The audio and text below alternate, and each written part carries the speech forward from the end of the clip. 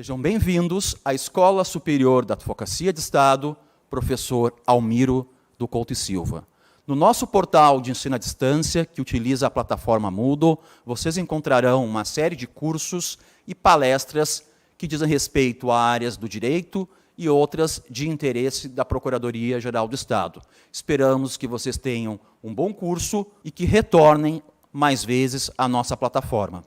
Olá, sejam bem-vindos à Escola Superior de Advocacia de Estado, professor Almiro do Couto e Silva, escola oficial da Procuradoria-Geral do Estado do Rio Grande do Sul. Esta escola, instituída para capacitar e qualificar cada vez mais o serviço público do Estado do Rio Grande do Sul, tem a honra de recebê-lo e ofertar os nossos cursos. Um ótimo estudo para todos. Muito obrigado. Boa tarde a todos. Quero cumprimentar aos colegas procuradores do Estado do Rio Grande do Sul, procuradores de outros estados, servidores da Procuradoria, o nosso público em geral, os acadêmicos. Hoje nós temos aqui a oportunidade de iniciar 2021, não é, com o nosso programa de teses e dissertações na PGE. Foi criado há uns 3 anos ou 4 anos atrás e tem o objetivo de trazer à Procuradoria-Geral do Estado aquelas teses, aquelas dissertações de mestrado que se destacam na academia e que interessam a Procuradoria como instituição. Nós iniciamos, então, este ano com uma tese de doutorado, não é? Que trata do tema do positivismo jurídico e o nazismo, formação, refutação e superação da lenda do positivismo. Um tema muito atual, tanto do positivismo jurídico quanto o do nazismo, não é? Uma tese com certeza única, eu não tinha ainda tido oportunidade, não tive, vou ter agora, não é? Não foi publicada a tese ainda, ela foi defendida pelo Dr. Rodrigo Valadão, na Universidade de Freiburg, em fevereiro deste ano. Então, nós vamos ter hoje a oportunidade de assistir aqui uma tese de doutorado defendida na Universidade de Freiburg. O Dr. Rodrigo estava nos colocando aqui fruto de muitos e muitos anos de pesquisa, não é?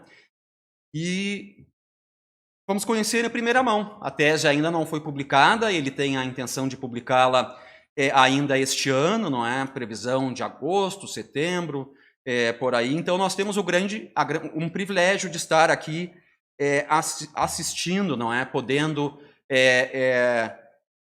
assistir a essa tese como o primeiro programa de teses e dissertações aqui de 2021. O nosso palestrante de hoje, eu quero fazer um cumprimento e um agradecimento especial a ele, porque o Dr. Rodrigo Borges Valadão, procurador do Estado do Rio de Janeiro, foi o presidente do Fórum Nacional dos Centros de Estudos, da PGE, fez um trabalho extraordinário como presidente. Eu tive a honra de ser o vice-presidente na gestão do Dr. Rodrigo Valadão. Então, para mim, realmente um prazer recebê-lo aqui hoje. Eu até tinha dito, quando defender, nós queremos ser a primeira palestra vai ser na Procuradoria do Rio Grande do Sul. Então, acho que ele disse que tratou esse tema, não é, num grupo de estudos, mas acho que a primeira palestra aberta, não é, está sendo dada aqui hoje. O Dr. Rodrigo Valadão, ele é procurador do Estado do Rio de Janeiro, pós-graduado em Advocacia Pública pela FGV do Rio de Janeiro, mestre em Teoria do Estado e do Direito Constitucional pela PUC do Rio de Janeiro e doutor em Teoria do Direito pela Albert Ludwig Universität Freiburg, em cotutela com a Universidade de São Paulo, USP. E também tenho aqui o prazer de receber, não é, e agradeço ao Dr. Ricardo Camargo.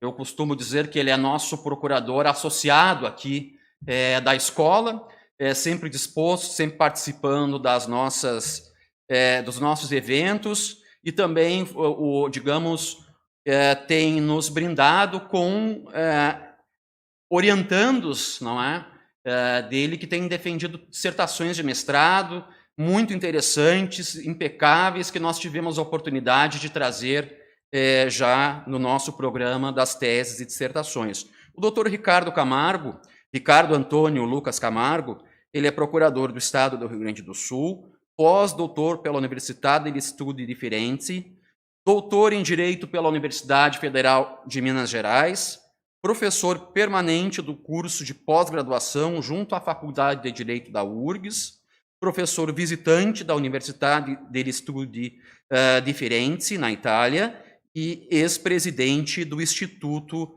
de Advocacia Pública Brasileira, o IBAP.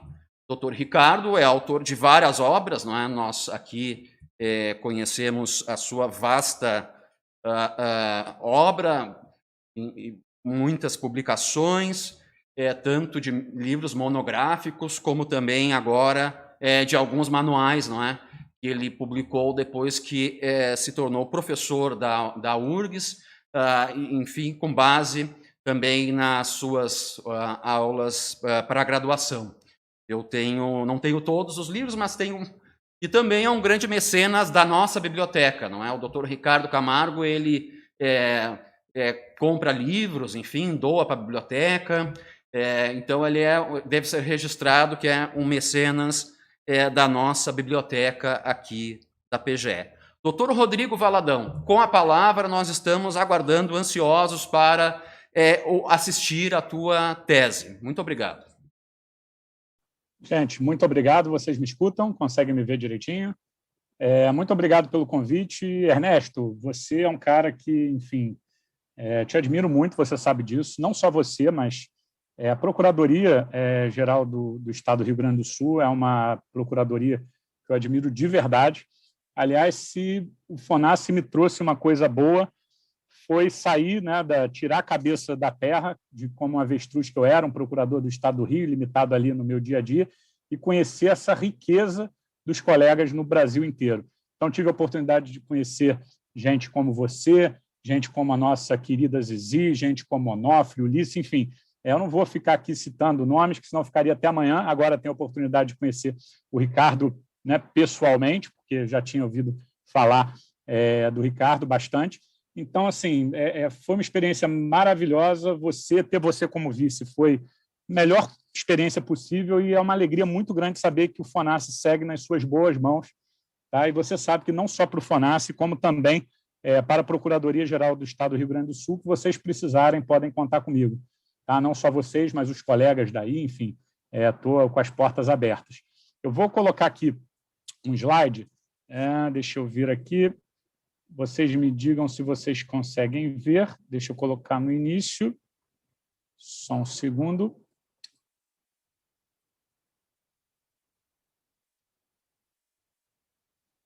Pronto, conseguem ver? Sim, né? Deixa eu fechar aqui. Pois bem, como o Ernesto disse, essa é a segunda vez que eu falo especificamente sobre a tese como um todo. Vários pontos dela eu já desenvolvi em outras palestras, em outras aulas, mas essa é a primeira vez que eu falo sobre ela, sobre a tese como um todo, para um público aberto, né? Antes foi só para um público fechado, enfim, não era transmitido. Então, estou bastante ansioso e bastante feliz de poder compartilhar o resultado da minha pesquisa aqui com vocês. Para quem não me conhece, né, esse sou eu, deixei aqui o QR Code do meu LinkedIn, quem quiser entrar em contato, né, enfim, me adicionar aí. No final, eu coloco também as minhas redes sociais, quem quiser manter contato, eu fico à disposição, tá? E vamos lá, vamos falar um pouco sobre a tese. Eu dividi a tese em 3 pontos, né, em 3 capítulos, e, na verdade, tem uma introdução. Eu, antes de entrar nos capítulos especificamente, cada capítulo diz respeito a um nome do subitem, né, do nome que está ali entre parênteses da tese. O capítulo 1 é sobre a formação, o capítulo 2 é sobre a refutação e o capítulo 3 é sobre a superação da lenda do positivismo. Mas, antes de entrar nessas fases, eu preciso falar um pouquinho, né, foi o que eu fiz na minha introdução, falar um pouquinho da diferença de direito natural e positivismo jurídico. Lógico que quanto mais a gente vai olhando com microscópio, mais complicada vai ficando a questão. Tem gente que fala em não positivismo, tem gente, enfim, dentro do próprio positivismo jurídico existem N divisões, dentro da Escola de Direito Natural também.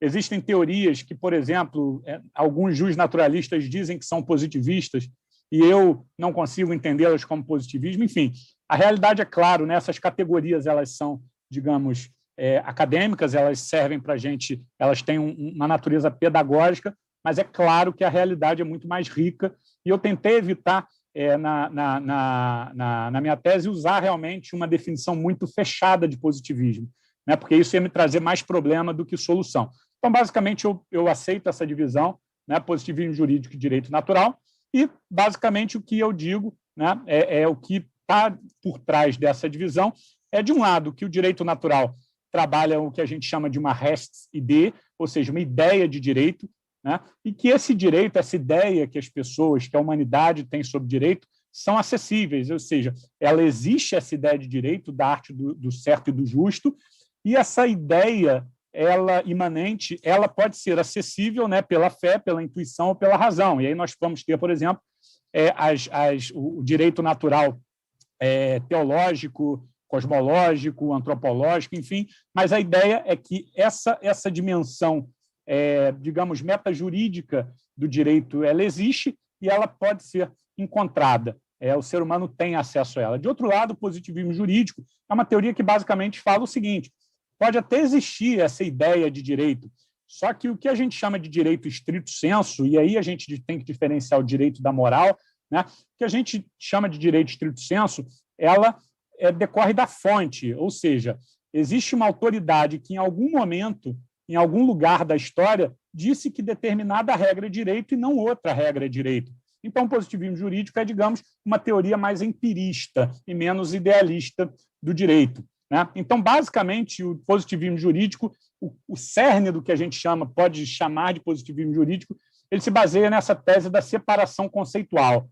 A ideia é que todo direito é sempre criado ou reconhecido por uma autoridade. Existe moral e direito têm suas relações, nenhum positivista fala que elas não têm relações, mas conceitualmente são coisas distintas. Você não precisa da moral para dizer o que o direito é.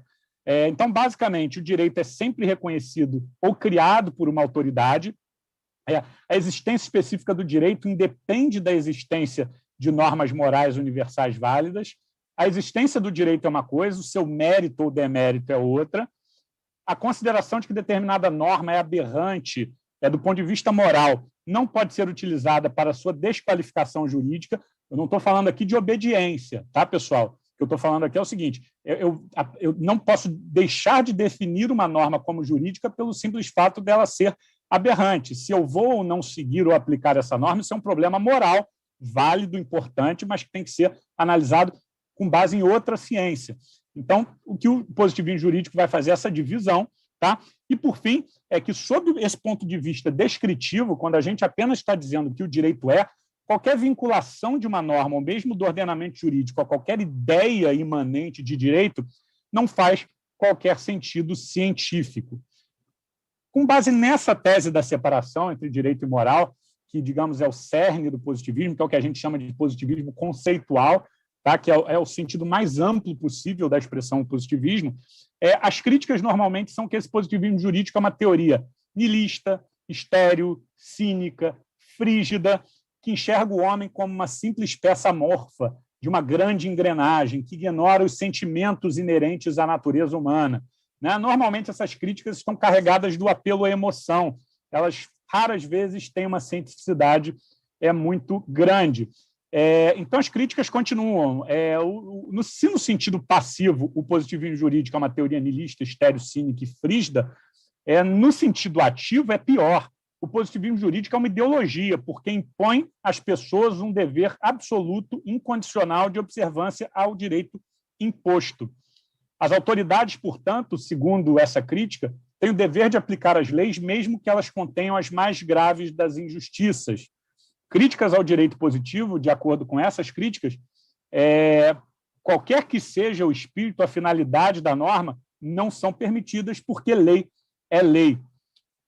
E aí, como a gente vai ver, né, com base nessa nessa versão fake do positivismo jurídico, dessa compreensão inequívoca, ou melhor, dessa compreensão equívoca, errada da tese da separação conceitual, né, se cria essa ideia de um verdadeiro positivismo ideológico, de um legalismo, ou seja, algo pelo simples fato que se diz que o positivista diz isso, que toda lei, pelo simples fato de ser lei, deve ser aplicada, coisa que nenhum positivista diz. Inclusive, há um exemplo famoso do Alf Ross, que é um aluno do Kelsen, que ele fala mais ou menos o seguinte: olha, o fato de eu reconhecer determinada norma como direito, né, não significa que eu possa entender que o meu dever moral mais elevado é derrubar aquele direito.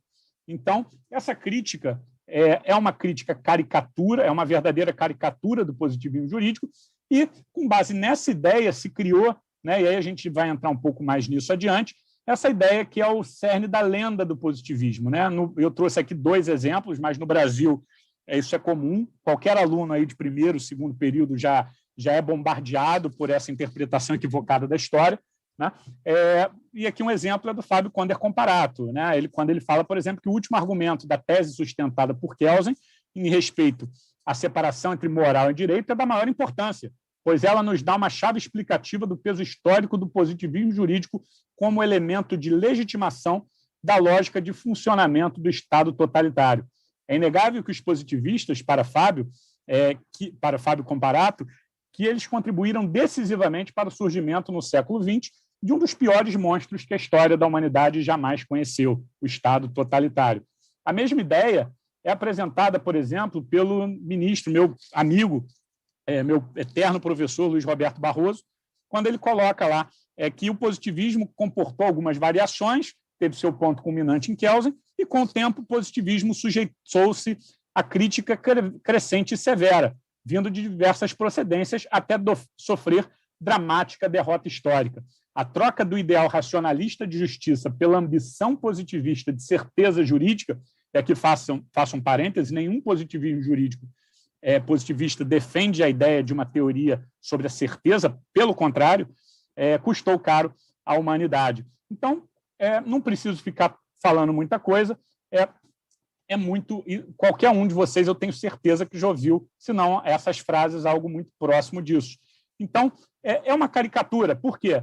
Porque o fato, existe uma grande diferença entre dizer que não existe uma relação conceitual necessária entre o direito e a moral e dizer que não existe qualquer relação entre o direito e moral. Então, a partir de uma afirmação positivista, clássica, correta, de que não há uma relação conceitual entre o direito e a moral, foi atribuída ao positivismo jurídico a defesa de uma tese fictícia, que o positivismo jurídico nunca defendeu, de que não há qualquer relação entre o direito e a moral. Pois bem, e aqui eu vou entrar especificamente na formação da lenda do positivismo. Como que ela surgiu na Alemanha? Ela surgiu ali logo no período do pós-guerra, 1945, e essa etapa de formação vai mais ou menos até 1970, ou seja, é um espaço aí de 25 anos de surgimento, consolidação da lenda do positivismo. É sobre isso que eu vou falar agora para vocês. Basicamente, existem aqui, isso é um roteirinho que eu faço, como é muito tempo, né? É muita coisa para falar, a tese, a versão final dela deve ter cerca de 700 páginas, é muito complicado falar isso numa exposição de 40 minutos, meia hora, 50 minutos. Então, muitas coisas eu vou falar um pouco realmente en passant, mas só para vocês terem uma ideia da tese como um todo, porque a ideia do programa aqui, né, do encontro, o programa é sobre teses, então tem que falar, ainda que en passant, da tese. Basicamente, Vergangenheitsbewältigung, com essa palavra grande, estranha, nada mais é do que um acerto de contas com o passado. Vergangenheits, passado, Bewältigung, esse lidar com, essa ideia de você aceitar, entender. Então, é como que a Alemanha, né, nazista, a Alemanha, depois do nazismo, compreendeu o seu próprio passado, como que a Alemanha chegou ao ponto de endossar o nazismo. Isso, o Vergangenheitsbewältigung é um movimento que diz respeito a todas as ciências sociais, não só as ciências sociais, mas principalmente elas, na sociologia, na história, enfim, até hoje se escreve, se fala muito sobre isso, e no positivismo jurídico, esse acerto de contas com o passado teve como resultado a lenda do positivismo, ou seja, olhando para trás, Esse pessoal ali da década de 50, da década de 60, entenderam que a responsabilidade teria sido do positivismo jurídico. E como que isso surge? Né? Surge primeiro no que eu chamo de argumento Radbruch. Radbruch é um filósofo do direito muito importante na Alemanha, escreveu uma série de artigos ali entre 1945 e 1949, onde ele basicamente lança a pedra fundamental dessa lenda do positivismo, da responsabilidade do positivismo. Ele fala o seguinte, são vários artigos onde ele publica isso, mas esse daqui eu acho que é o mais completo. Lei e direito, temos aqui duas palavras que sempre pensamos como expressões equivalentes. Toda lei era, para nós, direito, e todo direito era lei. A ciência do direito nada mais é do que interpretação das leis, e a jurisprudência, ou teoria do jurisprudência que está nesse sentido correto mesmo, de aplicação do direito, nada mais é do que aplicação do direito. Nós nos chamávamos positivistas. E o positivismo jurídico, que em síntese reconhece toda lei como direito, é ocupado pela complacência da ciência jurídica alemã nos anos do nacionalsocialismo. O positivismo jurídico deixou-nos indefesos contra a injustiça, uma vez que apenas a forma da lei deveria ser levada em conta. Existe aqui também um argumento implícito quando Radbruch fala nós éramos positivistas, né? Até hoje é muito difundida a tese de que Radbruch era um positivista, que depois da guerra percebeu a catástrofe que a sua teoria teria levado, né? Teria resultado. Não é verdade, existem vários artigos e trabalhos muito interessantes na Alemanha falando que Radbruch nunca foi um positivista, embora ele defendesse o relativismo moral em alguma medida. Os artigos mais importantes nesse ponto são do Stanley Poulson, que tem alguns artigos muito interessantes sobre o tema. Mas, enfim, por enquanto, vou ter que usar o argumento de autoridade. Radbruch não poderia ser considerado um positivista, o que já diminui bastante o apelo dessa tese. Mas, pois bem, essa é a pedra fundamental da lenda do positivismo jurídico. Além do argumento Radbruch, tem outro argumento também muito interessante, que é o argumento Nuremberg, né? A ideia, né, de que o positivismo serviu como defesa dos acusados em Nuremberg, né, que eles apenas obedeciam às leis, enfim. E aí tem esse trecho de uma das decisões do Tribunal Militar Internacional, que eu coloco na tese, que fala isso, não há regra no direito internacional que confira imunidade para aqueles que obedecem ordens que, sejam elas legais ou não no país onde são emitidas, sejam manifestamente contrárias à própria lei natural, a partir da qual o direito internacional se desenvolveu. Então, a ideia era que o positivismo não teria dado conta de apenar criminalmente os nazistas. Então, se de um lado ele justificava a ação dos nazistas, ele também não serviu para punir. Essas duas teses são muito problemáticas, eu escrevo bastante sobre elas na minha tese, mas eu não vou conseguir falar com vocês aqui sobre elas. O que importa é o seguinte, com base nessas duas teses, né, surge, e aqui eu inverti os slides, peço perdão, surge essa noção, essa ideia de regeneração do direito. Né? Na narrativa do pós-guerra, os horrores praticados pelo regime nazista somente tinham sido possíveis diante dessa anomia moral defendida pelo positivismo jurídico. Somente um direito ancorado em valores superiores e imutáveis poderia oferecer um porto seguro para a ideia de bem comum e para o desenvolvimento social. Então, a ruptura com essas abordagens positivistas, críticas, analíticas e esse retorno à metafísica, essa especulação filosófica e uma volta aos valores, foi a tônica do direito. E, com base nisso, o Radbruch, né, essa ideia, o Radbruch oferece a sua famosa fórmula, né, que todo mundo já ouviu, isso, essa fórmula até em programa de futebol. Né? O conflito entre justiça e segurança deve ser resolvido de forma que o direito positivo, garantido pelo poder, tenha prioridade, ainda que o mesmo seja injusto, impraticável em conteúdo, a não ser quando o direito positivo tenha ofendido a justiça num nível tão insuportável que a própria lei tenha se afastado da mesma como uma verdadeira lei errada, pois o direito, ou mesmo o direito positivo, não pode ser definido de outra forma, que não uma ordem que, em sua essência, destina-se a servir à justiça. Medidos de acordo com esse padrão, todo o direito nacional socialista nunca atingiu a dignidade de uma lei válida. Então, pois bem, o que ele fala, Radbruch, embora a segurança jurídica seja um valor importante e que, por vezes, a injustiça seja normal, o ganho de segurança jurídica seja mais importante do que a ideia de justiça. Em alguns casos, quando esse conteúdo de justiça é tão pesado, na verdade, nós temos aqui uma própria negação da ideia de direito. Por isso que, por exemplo, eu acho que Hardbrough sempre foi um juiz naturalista, porque ele parte de uma concepção, de uma ideia, de uma res idea, de uma dimensão ideal do direito, que toda forma é sempre instrumental. Então, esse, por exemplo, é o argumento que eu e o Poussin entendemos que ele nunca foi positivista. Mas, enfim, Hardbrough lança essa fórmula, que é muito conhecida no Brasil, né, como essa ideia de regeneração, como uma proposta de regenerar o direito e de evitar que novos problemas como o nacionalsocialismo aconteçam na Alemanha. Surge daí, então, o que é uma segunda fase, com base nesses dois argumentos, o argumento Hardbrough e o argumento Nuremberg, há um renascimento, por assim dizer, do direito natural na Alemanha, no pós-guerra. Então, parecia mais claro do que nunca que a crise jurídica não era resultado do mero acaso. Essa crise jurídica do direito nazista era, na verdade, o resultado prático da dissolução do direito, precedida por uma dissolução teórica contínua do conceito do direito, de uma ideia do direito. A negação de uma res idea, de uma ideia de direito pelo positivismo jurídico, ou seja, essa ideia que o direito deriva apenas da autoridade, teria deixado, segundo os críticos do pós-guerra, o direito à sua própria sorte quando o Estado totalitário chegou, impôs a sua vontade e impiedosamente aplicou os princípios positivistas, que, obviamente, não foram pensados para essas ocasiões. Isso é um texto adaptado que a gente encontra nesse livro de 68 do Hans-Dieter Schulowski. E aí, com base, né, eu coloquei duas vezes esse slide. Então, o que nós temos aí? É o direito natural, né? A gente tem um retorno ao direito natural, como vocês vão ver lá na frente, não houve retorno coisa nenhuma, porque o direito nazista foi um direito amplamente baseado na ideia de valores, mas, enfim, a retórica do pós-guerra era que o direito era ancorado numa filosofia, né? O direito do pós-guerra deveria ser ancorado numa filosofia dos valores, e o direito natural prometia ser uma proteção contra a perversão do direito, e mais, não só uma proteção contra a perversão do direito, mas um instrumento ativo para a promoção de valores humanitários.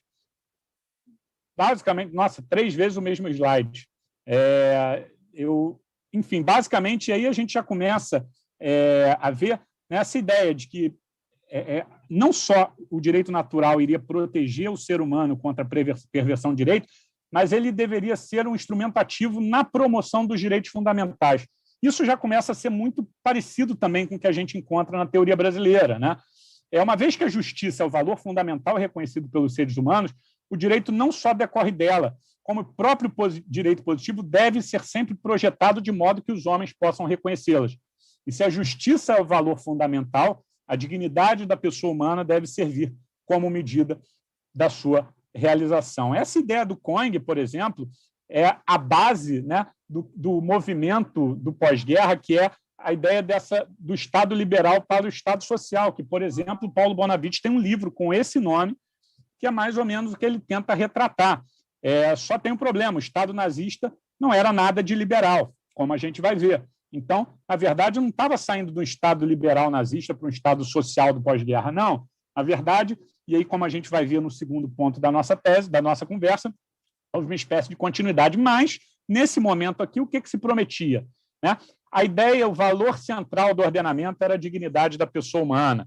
A dignidade da pessoa humana não serviria apenas para proteger os seres humanos da perversão do direito, ele teria também uma força expansiva.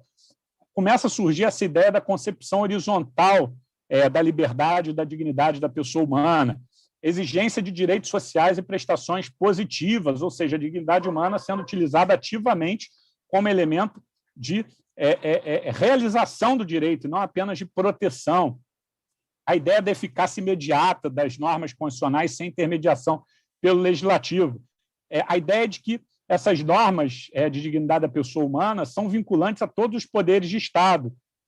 A ideia também da eficácia horizontal do direito. Então, esse suco, que eu chamo também suco de Brasil, né, e tudo isso que a gente olha aqui é mais ou menos o que a gente hoje tem como o parâmetro do constitucionalismo brasileiro, era o que defendia o constitucionalismo do pós-guerra na Alemanha. Então, a ideia básica era essa. O positivismo foi complacente com o nazismo, e nós necessitamos de uma nova teoria mais moderna e mais humanista.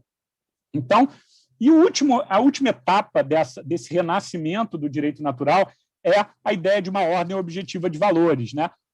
A literatura jurídica que defendia o direito natural, aos poucos, começou a ser incorporada pela jurisprudência dos tribunais. Só que os tribunais, apesar de eventualmente falar em direito natural, eles preferiam se valer da expressão ordem objetiva de valores. Ou seja, existe uma ordem supraconstitucional de valores reconhecidos pela história e que independem, inclusive, de reconhecimento positivo. Então, o que a gente começa a ver é uma internalização desse direito natural na jurisprudência dos tribunais superiores. E só para vocês terem uma ideia do que a gente está falando aqui, né?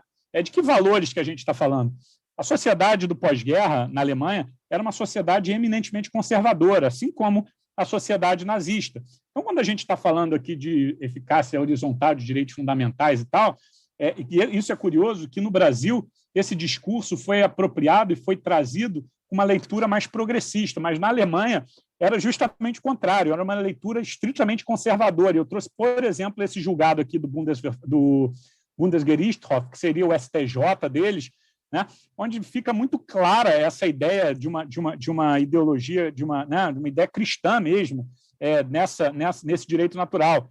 Por exemplo, quando falava aqui que a ideia de monogamia é a forma definida para os homens, ou seja, é uma leitura realmente religiosa quase.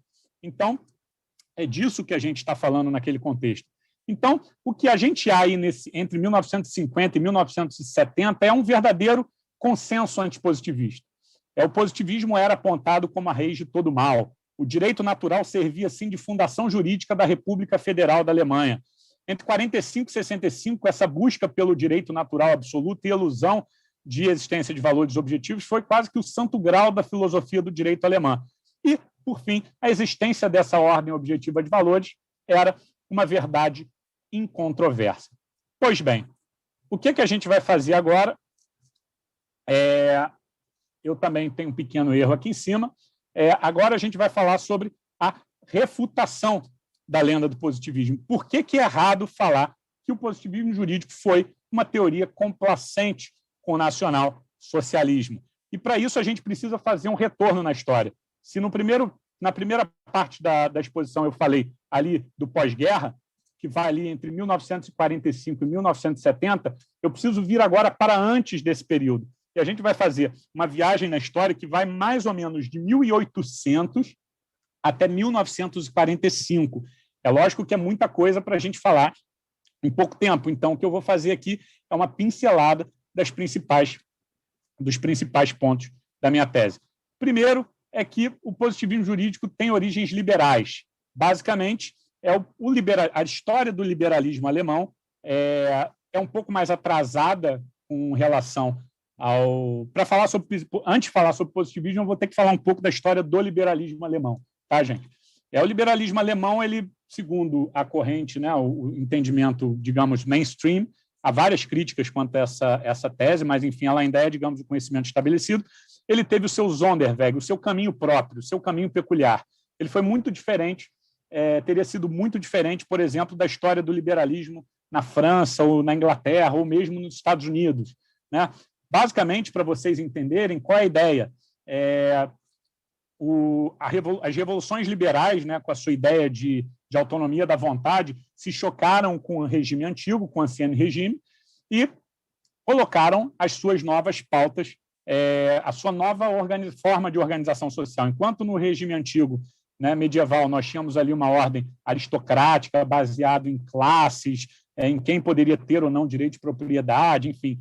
O liberalismo, ele traz a ideia de igualdade, enfim, com todos os seus problemas, mas traz a ideia de igualdade, a ideia de representação, né, de autonomia, ou seja, de um ser humano que é capaz de criar as suas próprias regras, a ideia de democracia. Então, basicamente, qual a ideia da Sonderweg?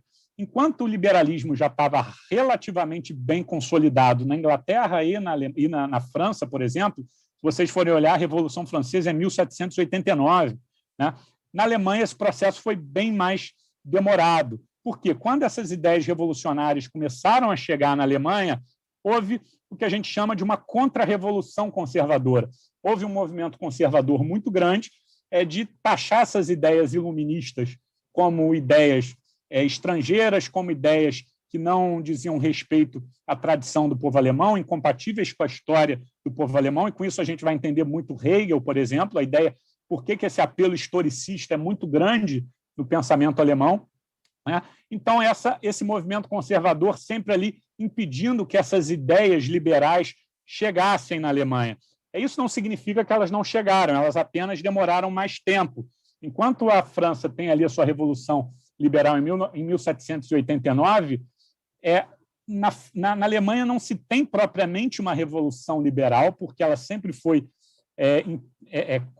colapsada ou represada por essa contra-revolução conservadora, mas, assim, movimentos em direção de um liberalismo, e a gente pode falar que ali, no iniciozinho do Kaiserreich, 1850, né, o Kaiserreich começa em 1871, mas entre 1950 e 1851, finalmente a Alemanha começa a ter o seu constitucionalismo.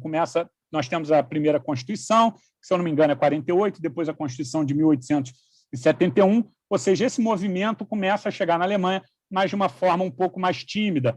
E muito importante para isso foi o que a gente chama de escola Gerber-Laband. E olha só que curioso, enquanto, né, essa tradição conservadora na Alemanha via o Estado como como uma essência, o povo alemão, né, compartilhando os valores, e essa grande energia era considerada como Estado, a escola Gerber-Laband, que é uma versão proto-positivista, é o que a gente tem ali de primeiro elemento positivista dentro da teoria jurídica alemã, ela começa a ir no sentido contrário. O que acontece? Nós tínhamos ali uma elite conservadora impedindo que essas ideias liberais de democracia, de parlamento entrassem.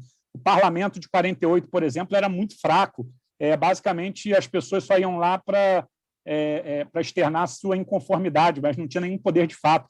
Então, assim, por quê? Porque se entendia que o povo não teria conhecimento suficiente para, por meio de seus representantes, dizer o que o direito era. O direito deveria ser encontrado na tradição do povo alemão. E aí a gente vai entender, por exemplo, a escola histórica do direito, Savigny, né? Que o direito não era criado por uma lei, por um legislador arbitrário, e sim deveria ser encontrado ali na realidade, na história, e os juristas teriam esse papel científico de encontrar o direito na realidade.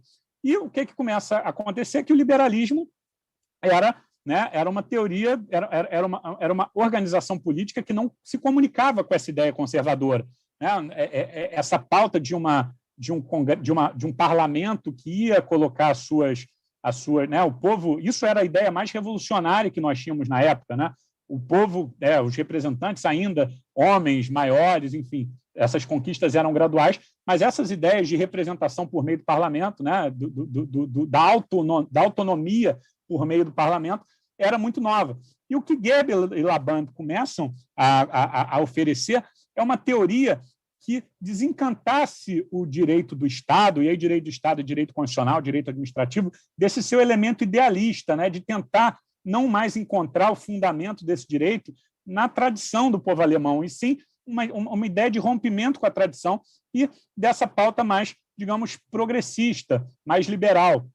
Então, o que há aí a origem do constitucionalismo alemão, né, principalmente na escola Gerber-Laband, é essa ideia, entender o Estado enquanto pessoa jurídica. Isso era uma revolução para a época, né? Não mais entender o Estado como um organismo vivo da coletividade ligado às ideias de sangue e solo, mas entender o Estado como uma pessoa jurídica, começar a entender que a vontade do Estado tinha limites. Então, essa ideia, né, desse proto-positivismo da escola Gerber-Laband anda par e passo com o desenvolvimento do constitucionalismo tardio. Então, basicamente, esse proto-positivismo ele é uma decorrência desse movimento, dessa reivindicação liberal na história da Alemanha. E aí o que acaba surgindo daí é uma teoria formal do direito, né? Uma forma de explicar o direito, né? Uma abordagem de explicar o direito pela sua forma e não a sua essência, porque a essência do direito seria dada pelo parlamento. Então, uma vez dada pelo parlamento, nós precisaríamos de uma teoria que pudesse dar dignidade a essas decisões do parlamento e do povo alemão. Então, basicamente, quando a gente começa a ver a história do positivismo jurídico, né, dessa ideia de criar uma teoria formal do direito, é uma ideia que acompanha a própria origem do liberalismo alemão, do constitucionalismo alemão, e sempre teve ali um movimento conservador impedindo, né, ou dificultando, digamos, esses avanços.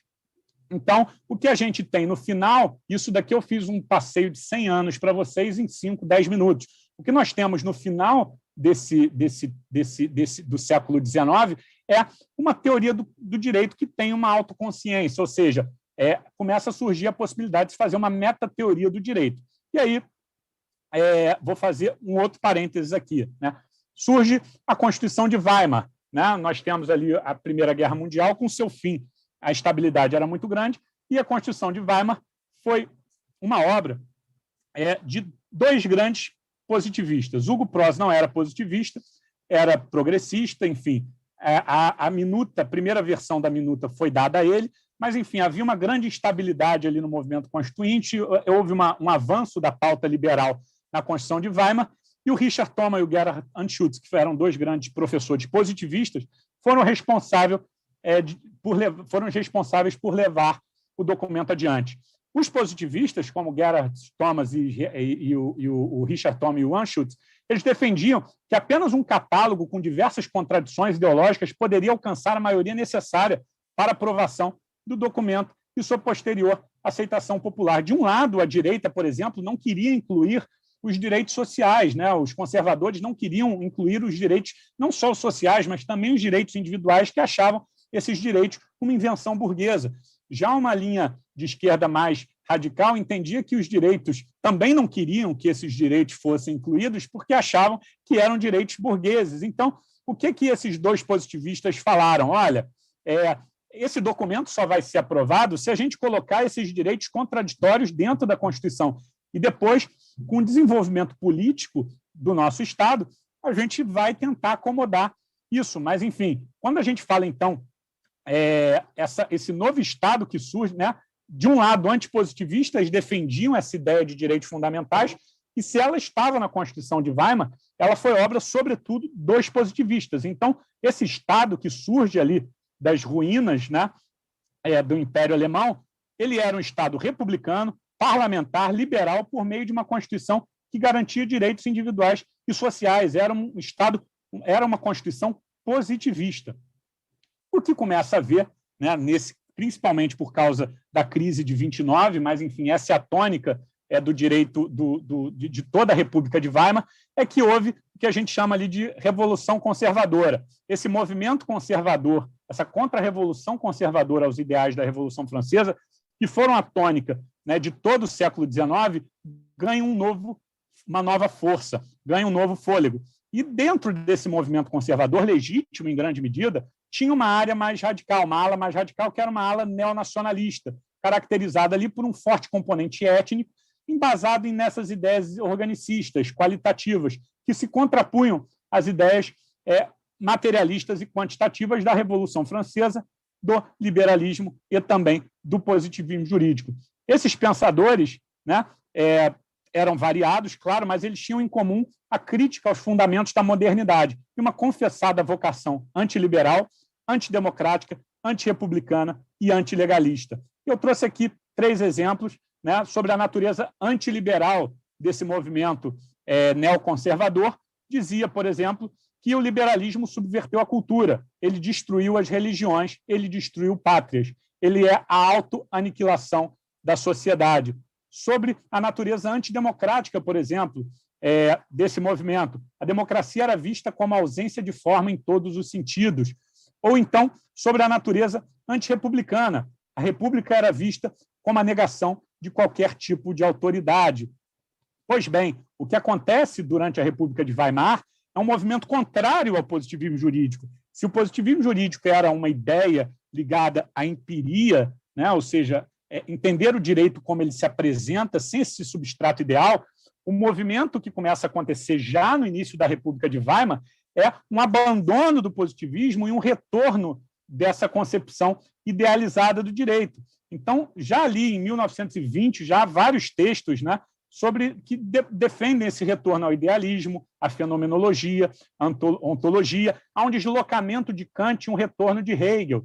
A principal característica desse deslocamento é a ênfase na metafísica, abandono da lógica formal, abandono da epistemologia e a ideia da representação imanente do objeto. Há, então, aqui, principalmente já em Weimar, um renascimento da metafísica e do direito natural. Por isso que esse renascimento do direito natural do pós-guerra é, de certa forma, uma grande mentira, porque esse renascimento já tinha acontecido em Weimar, e ele, sim, que vai trazer o solo para o nacionalsocialismo. Então, esse renascimento do direito natural ele tinha uma diretriz muito focada. Ele se dirigia contra as bases filosóficas do positivismo jurídico. Uma sociedade, uma concepção de sociedade como realidade natural indivisível, unitária, regida por leis inacessíveis à razão humana, ou seja, tudo aquilo que a escola Gerber-Laband se opunha, tudo aquilo que o liberalismo do século XIX se opunha, tudo aquilo que o positivismo jurídico se opunha. Pois bem, e aqui eu trouxe alguns exemplos, né, de como que era o ambiente da filosofia do direito alemã ali em Weimar. Né? Weimar, para quem não sabe, vai entre 1919 e 18, com a publicação da Constituição, até 1933, com o golpe nazista. Então, por exemplo, o Erich Kaufmann tem lá, falando em 1927, o legislador não cria o direito, o Estado não cria o direito, o Estado cria as leis. E tanto o Estado quanto as leis são subordinadas à justiça. Por exemplo, o Erich Kaufmann coloca lá, né, sobre o neocantismo de Marburg, que era a teoria, a filosofia de embasamento da teoria pura do direito. Olha o que ele fala sobre a teoria pura, sobre o neocantismo de Basden. Essa filosofia é uma filosofia da pureza abstrata, insensata, vazia e racional, onde a ideia de pureza é reinterpretada nos termos de uma pureza metafísica e sobrenatural, com esvaziamento das coisas da vida. Ou seja, uma teoria do conhecimento sem o conceito de verdade, uma psicologia sem alma, uma ciência jurídica sem uma ideia de direito, sem uma res idea. Então, vocês estão ouvindo meu filho chorando? Ou não? Não? Então consigo continuar, desculpa, senão eu teria que fechar a porta. Então, o que acontece é o seguinte, como vocês podem ver, todo o círculo de Weimar, ele foi progressivamente com o abandono do positivismo e um renascimento do direito natural. Outras, né, do Karl Fossler, por exemplo, ele critica, em 1929, as larvas da antiga irracionalidade, a politização metafísica, especulativa, romântica, fanática, abstrata e mística. O Anschutz, por exemplo, falou em 1927, o mundo mudou e o direito natural está na moda novamente, ou seja, o positivismo não é mais a tônica do direito alemão. O Kelsen, também em 1927, ele fala, depois de um longo período de positivismo e empirismo da escola Gerber-Laband, o grito pela metafísica soava novamente por todas as áreas do direito.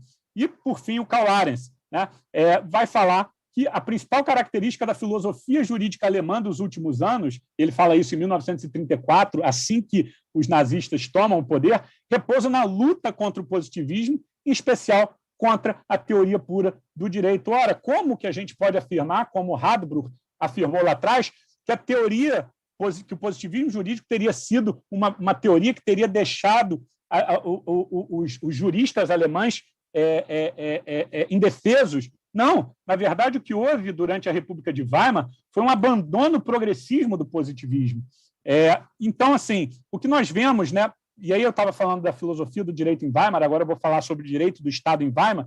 O que acontece é que esse modelo prevalecente do início da República de Weimar, né, o positivismo moderado ali do Anschutz e do Thoma, que estavam consagrados na Constituição de Weimar, foi progressivamente atacado e abandonado. Por quê? Segundo essa visão mais idealista, esse movimento mais conservador e também de uma esquerda mais radical, era necessário corrigir um antigo problema do Estado alemão. Né? Essa democracia de Weimar, ela deixou o Estado muito fragmentado, fraco, instável. Era necessário uma fonte de autoridade que reconhecesse que consertasse o direito. O positivismo jurídico teria falhado, portanto, e isso era comum de ouvir tanto da direita quanto da esquerda, que a teoria do direito positivista teria falhado em reconhecer a verdadeira essência do Estado, reduzindo o Estado a uma pessoa coletiva qualquer, ou seja, uma mera pessoa jurídica, não distinguível, portanto, de uma mera associação ou corporação. O Estado teria perdido a sua essência, e apenas com a volta a essa essência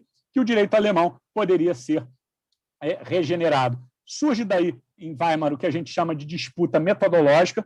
De um lado, Kelsen, tentando dar continuidade a essa tradição da escola Geber-Laband, tentando desenvolver o positivismo jurídico, e, de outro lado, autores como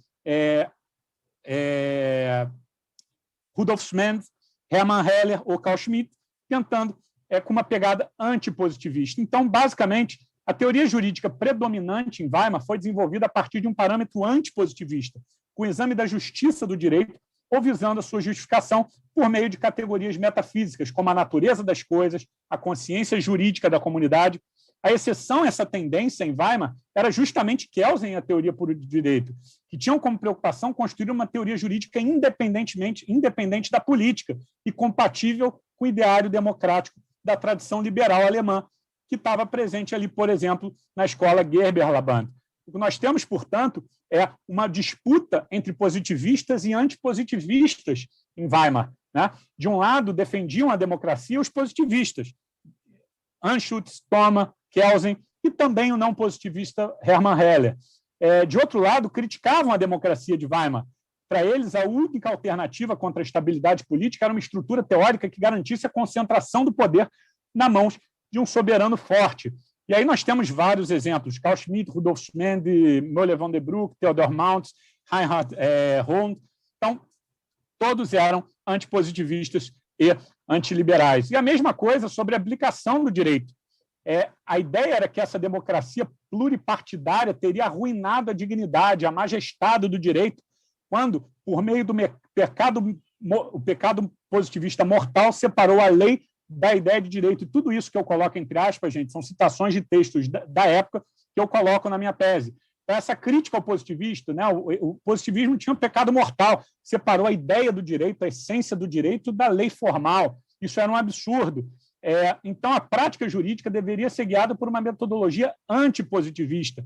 No caso de conflito entre a lei formal e a justiça, o magistrado deveria decidir sempre em favor de justiça, ou seja, essa ideia da fórmula de Radbruch como uma grande novidade não era uma novidade tão grande assim, já era o que a filosofia do direito em Weimar, uma teoria antipositivista, uma filosofia do direito antipositivista, já estava defendendo. A magistratura interpretava, então corrigia as normas cada vez mais apelando para a justiça, para a natureza das coisas ou para a consciência jurídica da comunidade. Os exemplos, né? Kelsen, o último representante da tradição positivista, era o principal inimigo. E aqui eu trago, por exemplo, para vocês verem como que era a posição da magistratura alemã. Essa ideia de que a magistratura alemã apenas aplicava as regras, as leis criadas pelo parlamento, isso é uma grande mentira. Por quê? Os juízes eles eram aristocratas, então eles não viam, em regra, com bons olhos, essa ideia de um direito criado por um parlamento, por representantes do povo. Isso não fazia o menor sentido para eles. Então, por exemplo, o presidente da Associação Nacional dos Juízes Alemães, numa publicação da Associação de 1921, fala isso daqui na introdução, no prefácio. Né? A lei formal, essa lei positivista, é a essência da mentira, produto de um direito partidário, classista e bastardo. E aqui os exemplos poderiam ser milhares, mas eu trago apenas um que, para mim, é muito significativo. O episódio conhecido como a tentativa de golpe na cervejaria. Quem já esteve em Munique, já esteve lá na Hofbrauhaus, Hitler, né, teve um episódio que ele conspirou contra o governo da Baviera e o governo central e tentou fazer um movimento ali golpista. Hitler foi preso, acusado, ele instigou esse golpe contra o governo da Bavária e contra o governo nacional. E ele foi acusado por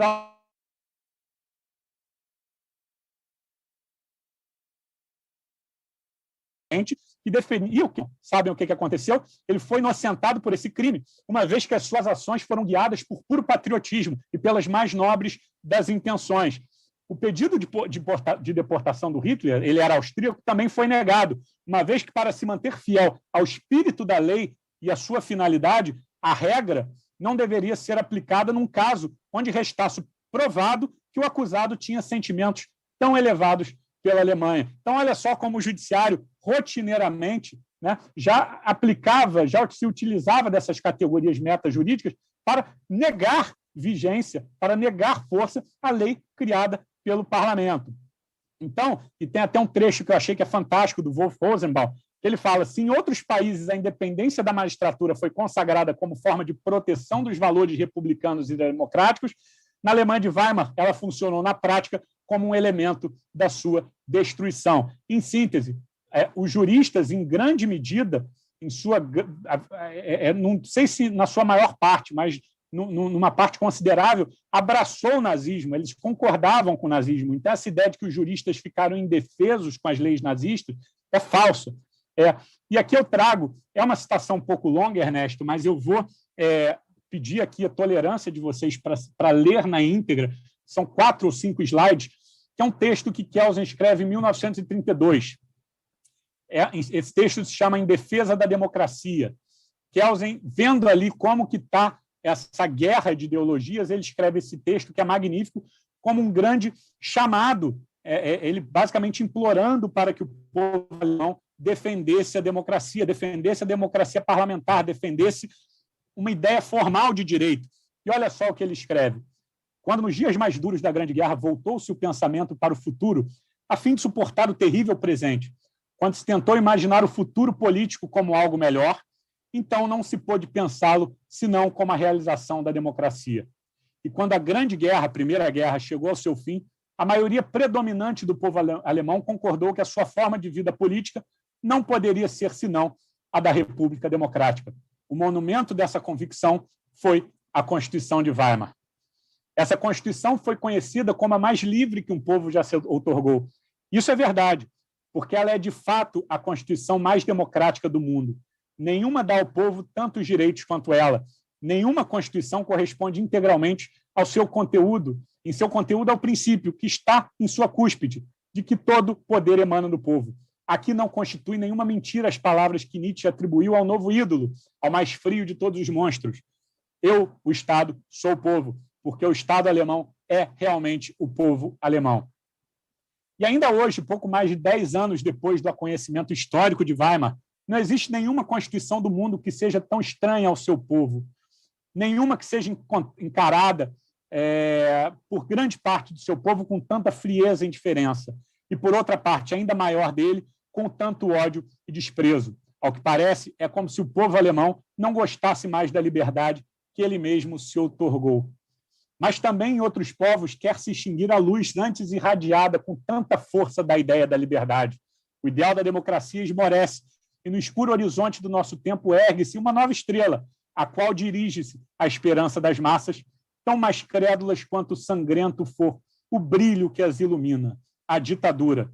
Sob seu norte dá-se a luta realizada simultaneamente em 2 frentes contra a democracia. Vindo da extrema-direita, da extrema-esquerda, eleva-se com cada vez mais força o crescente movimento bolchevique, que a cada dia abrange um círculo maior da classe trabalhadora.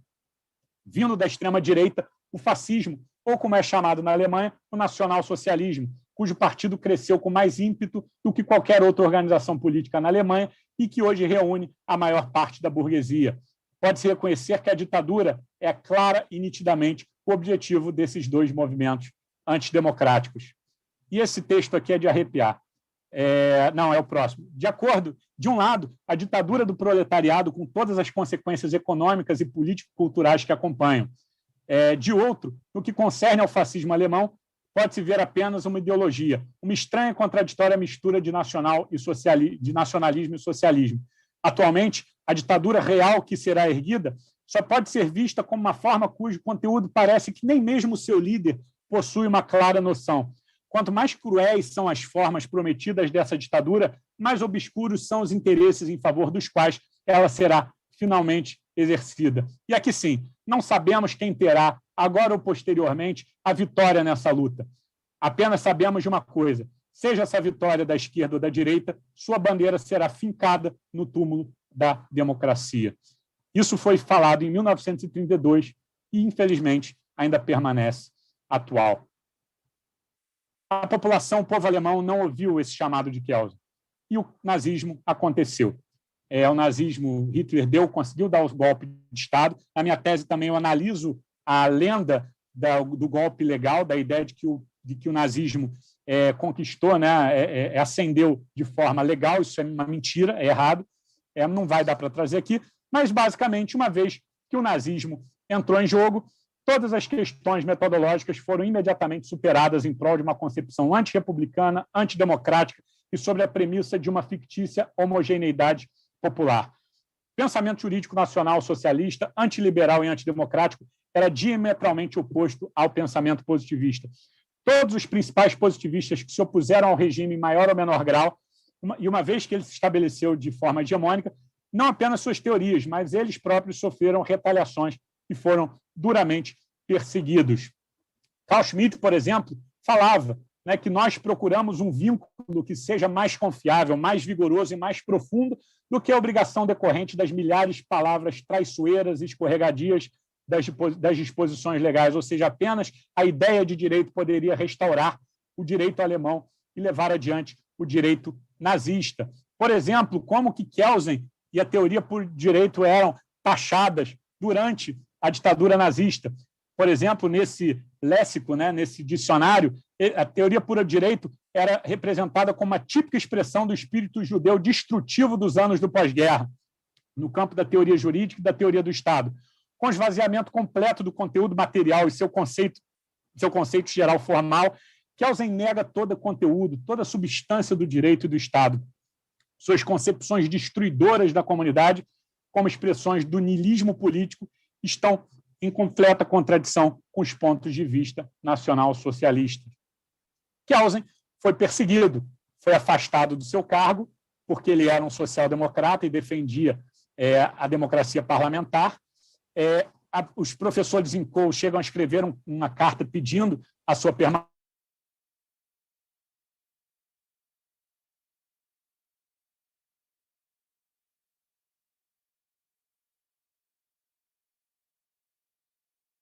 Em 1940.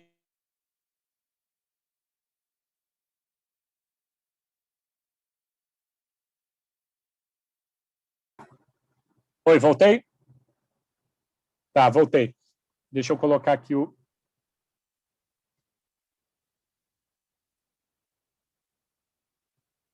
Pronto, me ouvem? Só um segundo para eu colocar no slide onde ele estava.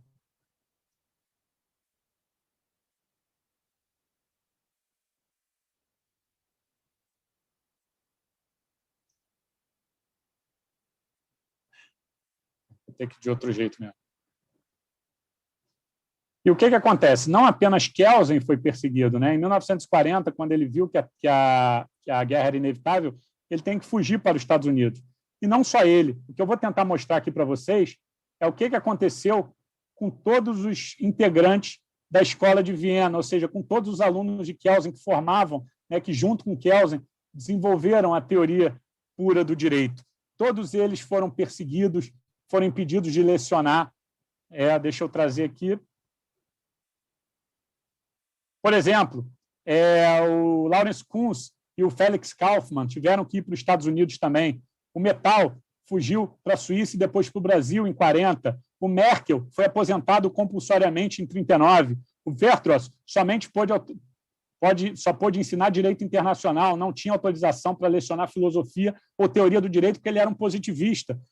E esse daqui é um dos casos mais absurdos. O Marinus, ele foi deportado para Auschwitz. Só que, quer dizer, ele foi preso num campo de concentração, ele só não foi levado para Auschwitz porque ele tinha alguma influência, a família dele tinha alguma influência, ele conseguiu sair. Ou seja, todos os positivistas foram perseguidos pela ditadura nazista. Então, o que nós vemos aqui? Aqui, na verdade, tem uma divergência que defendia, né, se esse direito nazista era um direito natural. Existem, basicamente, 4 concepções possíveis, né? Existia quem defendia um direito que não era direito natural, mas um modelo filosófico neo-hegeliano, que era a ideia do Lawrence, do Schmitt. Para mim, isso é direito natural, mas existem bons argumentos para dizer que isso daqui não é direito natural. Existia quem defendia que era um direito natural completamente novo, né? Existia, por exemplo, quem falasse que o direito natural nazista era o direito natural da tradição católica. E existia, por exemplo, quem dizia que o direito natural nazista deveria encontrar suas raízes no direito natural protestante. O que há é que grande parte desses nazistas falavam abertamente que o direito natural e as forças populares do nacionalsocialismo prevaleceram sobre as leis formais e sobre os regulamentos. Então, basicamente, o que a gente teve foi uma concepção material de direito. Essa divisão entre o ser e o dever ser foi abandonada. O positivismo jurídico era o inimigo comum. Essa ideia de direito poderia se valer tanto de uma concepção substancial, calcada nesse pensamento popular, na ideia de sangue solo, de uma raça germânica ariana, na ideia da liderança, na ideia de uma comunidade nacional que compartilha uma herança cultural. Então, o que a gente precisava, segundo Carl Schmitt, era dividir, né, acabar com essa divisão de um direito substancial que não separava, separava a eticidade da legalidade, vazia e inautêntica. O que é o seguinte: eu não vou afirmar aqui que o direito nazista é um direito natural, até porque existem bons argumentos para se dizer que, embora existiam teóricos relevantes que defendiam que o direito nazista era, assim, um direito natural, existem bons argumentos para a gente falar que não era, e eu não quero recair no mesmo erro que fizeram com o positivismo. O que há, no entanto, é um consenso negativo na teoria jurídica alemã moderna. O direito nazista era um direito antipositivista. Sobre isso, não há controvérsia. No Feuerstadt, né, e aqui eu trouxe alguns exemplos, né, o Karl Lawrence, que é um queridinho da teoria jurídica brasileira, principalmente dos civilistas, ele falava, né, em 1934, só que só pegam a teoria jurídica dele de 1960, o livro dele quando ele era professor em Munique. Mas o livro de 34, quando ele fala, né, tentava legitimar que apenas o próprio Führer poderia tomar uma decisão final sobre se determinada regra deve permanecer válida ou não. Estamos saindo da época do positivismo jurídico, onde se pensava que a lei formal pronunciava a ordem completa da vida. O Lawrence falou, né, isso aqui também, a principal característica da filosofia jurídica alemã do nazismo era uma luta contra o positivismo jurídico, em especial contra a teoria pura do direito. E como que era essa metodologia nazista? Como que eles aplicavam o direito? Pois bem, essa ideia de que as leis nazistas, e houve leis nazistas, sim, houve, mas não houve muitas leis nazistas, não. O que os nazistas fizeram, basicamente, era pegar todo o direito antigo, por exemplo, o código, o BGB, né, que é o Código Civil, permaneceu em vigor durante todo o nazismo. O que eles faziam criaram alguns artifícios para reinterpretar todo o direito formal de acordo com a ideologia nacional socialista, ou seja, a ideia de uma Volksgemeinschaft, ou seja, uma comunidade nacional que tinha elos de sangue, de solo, né, que compartilhavam uma ancestralidade comum da grande raça germânica.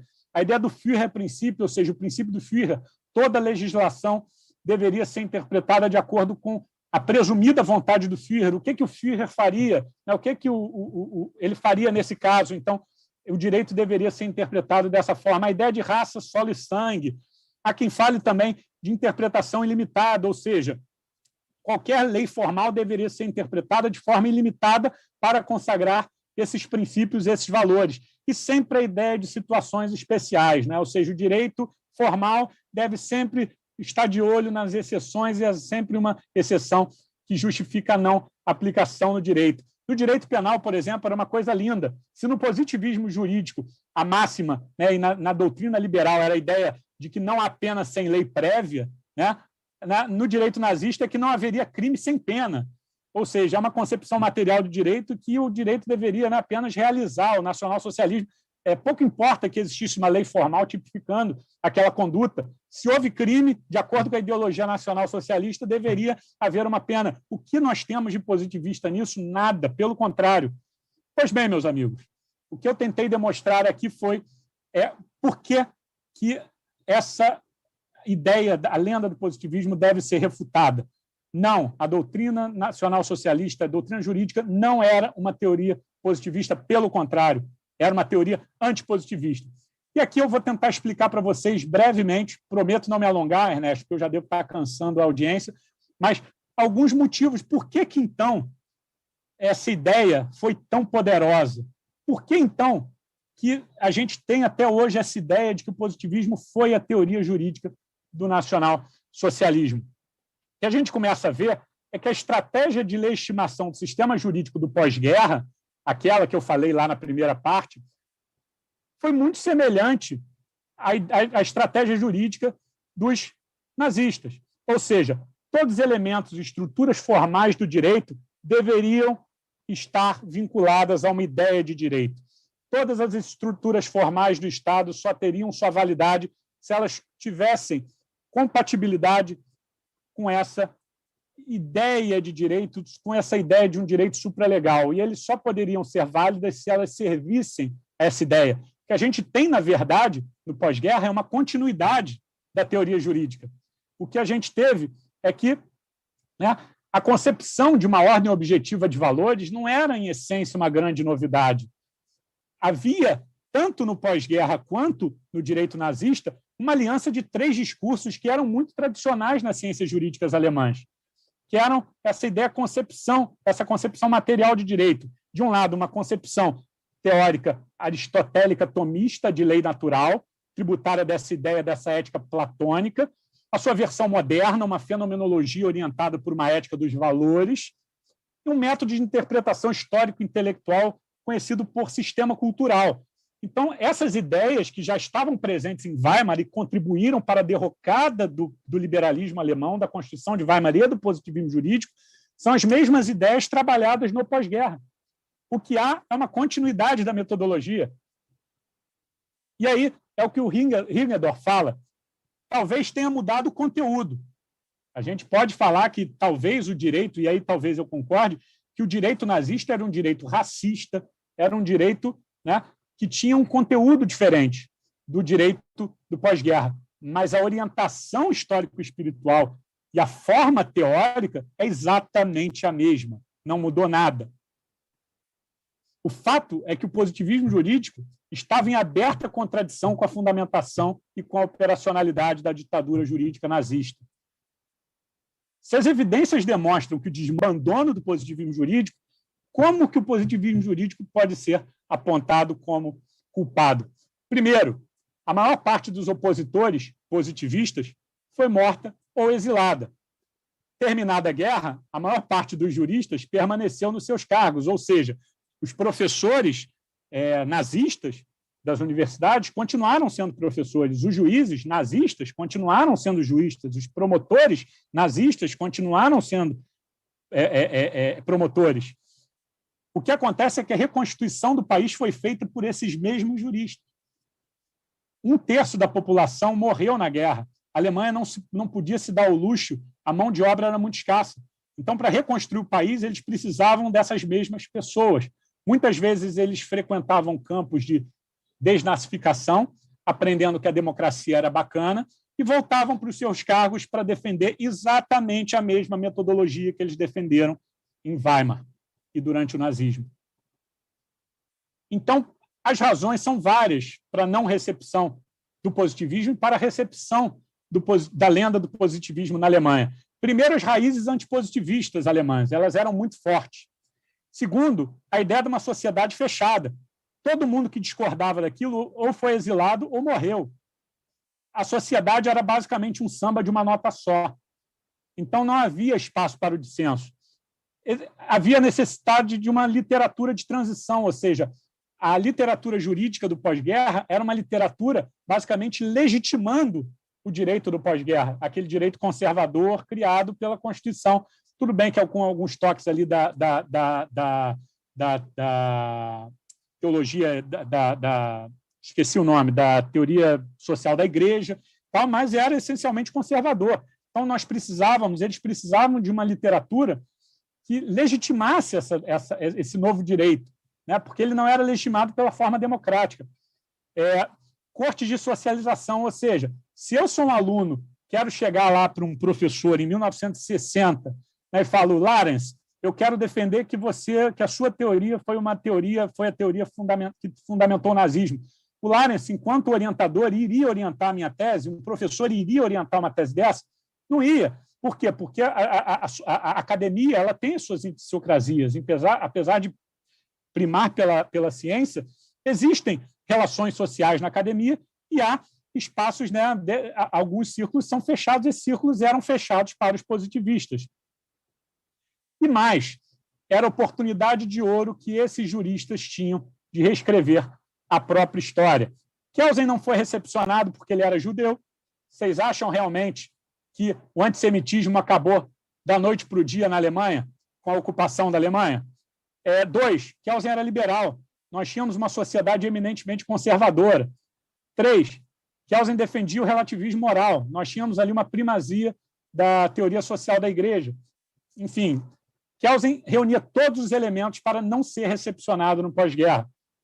Então, o que houve é que grande parte dos juristas que lecionavam no mundo germânico depois de 49 eram os mesmos que, a partir de 33, saudaram e apoiaram o nazismo, legitimando sistematicamente a troca do Estado parlamentar por um Estado totalitário. As associações de professores de direito posteriores a 45, por exemplo, foram fundadas basicamente por juristas que, entre 18 e 45, já eram professores. 85% dos juristas eram os mesmos, dos quais grande parte eram ou abertamente nazistas ou endossaram, ou por medo, ou por necessidade de progressão funcional, o nazismo. Terminado o regime, esses juristas retornam às suas principais posições e condecoravam e atraíam os estudantes mais competentes e mais qualificados. Então, eu trago aqui, para realmente encaminhar para o final, Ernesto, alguns exemplos. O Hermann Weikauf. O Hermann Weikauf foi o primeiro presidente do BGH, que é o STJ alemão. Ele tem inúmeros textos sobre a lenda do positivismo. Ele foi um dos grandes autores a popularizar a lenda do positivismo. Ele foi o responsável pela incorporação dessa jurisprudência dos valores, desse direito natural, dessa ideia de ordem objetiva de valores, na jurisprudência do BGH. Sabe onde esse cara estava em 1938? Estava em Munique. Ele era juiz auxiliar esqueci o primeiro nome dele, do Bunk, que foi um juiz nazista, casca-grossa, que foi responsável pela jurisprudência da lei lá que proibiu o casamento interracial. O Weikauf era assistente dele. O Weikauf recebeu uma medalha de honra por serviços prestados ao nacionalsocialismo em 1938. Colocar a culpa no positivismo era muito fácil. Karl Lawrence, a mesma coisa. Foi um dos teóricos que mais apoiou, teoricamente, que mais justificou e legitimou o nacionalsocialismo. Depois ele vai lá, escreve em 1960 um livro que, enfim, até hoje é tido como um grande referencial. O Franz Wicker, outro, que também escreveu a beça sobre o papel do positivismo jurídico e era um justnaturalista que saudou o regime nazista. Willy Geiger foi juiz da Suprema Corte Alemã. Descobriu-se, depois de alguns anos, que ele atuou como promotor em alguns casos e chegou a pedir a condenação de um jovem de menor de 18 anos por ter se casado com uma judia, se eu não me engano. O Theodor Maus, esse daqui é um exemplo escandaloso. Durante o nazismo, ele defendeu o fim do direito administrativo burguês, que defendia a ideia da limitação do Estado, defendia que o fim do direito administrativo era realizar a vontade do Estado contra o indivíduo. Terminada a guerra, esse cara vai escrever o comentário que até hoje é um dos mais aceitos na Alemanha, o Comentários à Lei Fundamental. Foi considerado durante sobre toda a sua vida como um conservador moderado. Depois que ele morre, se descobriu que ele contribuía com um escrito neonazista obscuro com um pseudônimo. Ele escrevia regularmente para um periódico neonazista obscuro. Eu não estou dizendo que todos os autores eram nazistas ou que todos eles ativamente criaram a lenda do positivismo. O que eu tento demonstrar é que essa ideia lançada para o Hadebro, né, cabe como uma luva na necessidade que esses caras, que grande parte dos juristas, tinham no pós-guerra. Então, o que acontece é o seguinte, não houve uma amnésia, essas coalizões silenciosas rapidamente se formaram entre os colegas. Os estudos sobre o nazismo eram produzidos sempre de forma que nenhum colega do corpo docente fosse acusado. E, quando necessário, a relação com o regime nazista não era mencionada ou deveria ser apresentada sempre de forma incompleta ou enganosa. A conjugação desses argumentos de Nuremberg e Radbruch apresentava a desculpa perfeita para que essa elite jurídica alemã, envolvida em todos os níveis e de forma possíveis com a barbárie nazista, pudesse reescrever a própria história. Esse renascimento do direito natural e a lenda do positivismo, né, na verdade, esse renascimento do direito natural foi apoiado pelos mesmos juristas que, em Weimar e durante o regime nazista, eram conhecidos por defender a existência desse direito supralegal e que atacavam o positivismo. A situação real dos positivistas durante Weimar e durante o nazismo era essa. Os juristas foram contrários, em sua maioria, talvez em sua totalidade, todos os juristas que eram contrários ao nazismo eram, em sua maioria, positivistas, e todos os positivistas eram contrários ao nazismo. Foram atacados, sofreram as consequências mais nefastas, e os juristas que legitimaram o nazismo reescreveram o próprio passado como nada tivesse acontecido. A culpa, portanto, e aí os últimos 2 slides eu prometo, a atribuição de culpa ao positivismo jurídico não passou de um estratagema desenvolvido pelos juristas e teve por finalidade afastar a sua responsabilidade da participação do regime nazista, numa tentativa de transferi-la integralmente a um legislador fictício. Enquanto as vítimas da ditadura colheram as acusações através de uma difamação eficiente, aqueles juristas que legitimaram o regime nazista tiveram suas concepções materiais e substanciais sobre o conceito do direito, condenando o positivismo pelo funcionamento da ditadura ou simplesmente transformaram-se em apóstatas do direito natural. A lenda do positivismo nada mais é do que o resultado de uma campanha de desinformação bem-sucedida, que transformou culpados em vítimas e vítimas em culpados. E assim, meus amigos, eu termino essa apresentação, deixo aqui os meus contatos para quem quiser entrar, enfim, debater, para eu enviar material, enfim, trocar uma ideia, e me coloco aqui, devolvo a palavra, mais uma vez agradecendo e me colocando à disposição para os debates. Muito obrigado. Obrigado, doutor Rodrigo Valadão. Eu já tinha uma expectativa em relação a essa... Ele não está me escutando? Eu vou... Muito obrigado, doutor Rodrigo Valadão. Eu quero lhe dizer, sinta-se calorosamente aplaudido pelo nosso auditório, por este presidente de mesa. Quero te dizer que tinha uma expectativa já muito alta em relação à tua tese, porque te conhecia, e fiquei hoje maravilhado. Realmente é uma das melhores apresentações, palestras que eu vi, que eu assisti nos últimos anos, com certeza. Sobre positivismo jurídico, é a mais interessante que eu talvez tenha na minha vida ouvido, assistido. Quero realmente te cumprimentar. Quero te cumprimentar e pelo esmero com que preparou essa apresentação hoje para a Procuradoria-Geral do Estado, não é, do Rio Grande do Sul. Quero te dizer que realmente eu, que já tinha uma expectativa elevada, fiquei realmente impressionado. Quero te agradecer em nome da nossa Procuradoria-Geral do Estado, da escola, professor Almiro do Couto e Silva.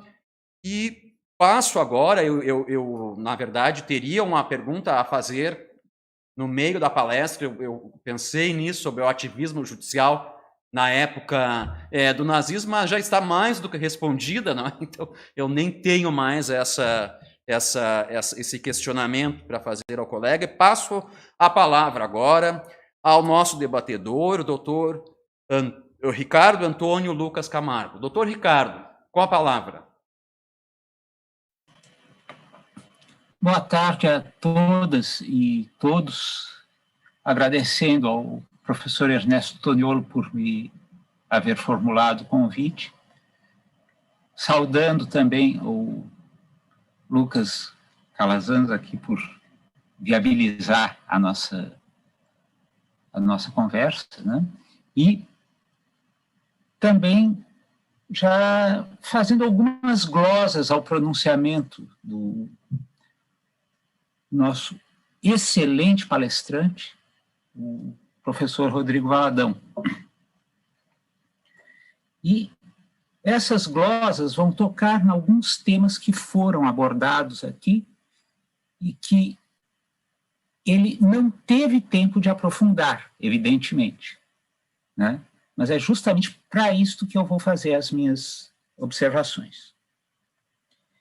E a primeira delas, né, é justamente o dado de que eu estou de pleno acordo no que toca à exculpatória que representou a atribuição ao positivismo das culpas pelas trapalhadas jurídicas levadas a cabo durante o nacionalsocialismo. Quem lê realmente os textos dos juristas mais proeminentes, como é o caso de Carl Schmitt, o Larenz, os escritos nazis dele até que não se encontra muita coisa traduzida, não, mas do Carl Schmitt, sim, né? Mas, como eu estava dizendo, quando a gente pega esses textos deles, a gente nota uma grande preocupação em defender uma visão voluntarista do exercício do poder. Consequentemente, a ideia de parâmetros objetivos, previsíveis, parecem um cerceamento à realização daquele que foi abençoado pela força e que, por isto, tem, pela sua própria natureza, o direito de ocupar o espaço vital, que era um conceito muito popular entre os nazis, muito popular. Né? Então, a ideia da lei como algo que amarra, como algo que cerceia, é muito presente em quantos têm esse espírito de se converterem na medida pessoal do bem e do mal e pretendem, pois, projetar a sua própria vontade sobre os demais indivíduos. A separação entre o direito e a moral, levada a cabo pelo iluminismo, é importante a gente lembrar disso. Separação entre direito e moral é uma conquista iluminista, mercê da qual, ao invés de um indivíduo supostamente superior projetar a sua vontade sobre os demais, há um parâmetro objetivo que se dirige a todos de tal sorte que se tem aquele limite entre a minha liberdade e a liberdade do outro. Não é a natureza das coisas que diz onde termina a minha liberdade, começa a liberdade do outro e vice-versa. É um parâmetro objetivo que assim o faz, alcançável por todos, e não por uma simples parcela de eleitos. Então, é bom nós termos isso presente. A questão do Estado social. É curioso, realmente, nos estados alemães, o liberalismo é algo que avança num certo sentido, sob o ponto de vista teórico, na obra de um Kant. O único autor que se dá para chamar mesmo de liberal na Alemanha do século XVIII é o Kant.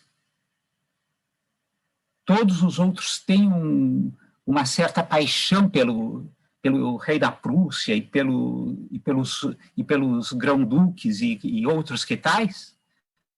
Mas Kant realmente, nós podemos dizer, não, esse é realmente um liberal. Agora, o que se vê realmente? Aqui temos, por exemplo, uma revolução em Dresden, em 1849, temos a criação de um pastiche de Constituição em 1848 em outro principado, mas, de um modo geral, o liberalismo vai aos trancos e barrancos, realmente, na Alemanha. O liberismo, para utilizar a expressão do Croce, se dissemina com muito mais facilidade que o liberalismo. E não é à toa que o grande espírito que é o espírito da escola histórica, é o espírito de Savigny.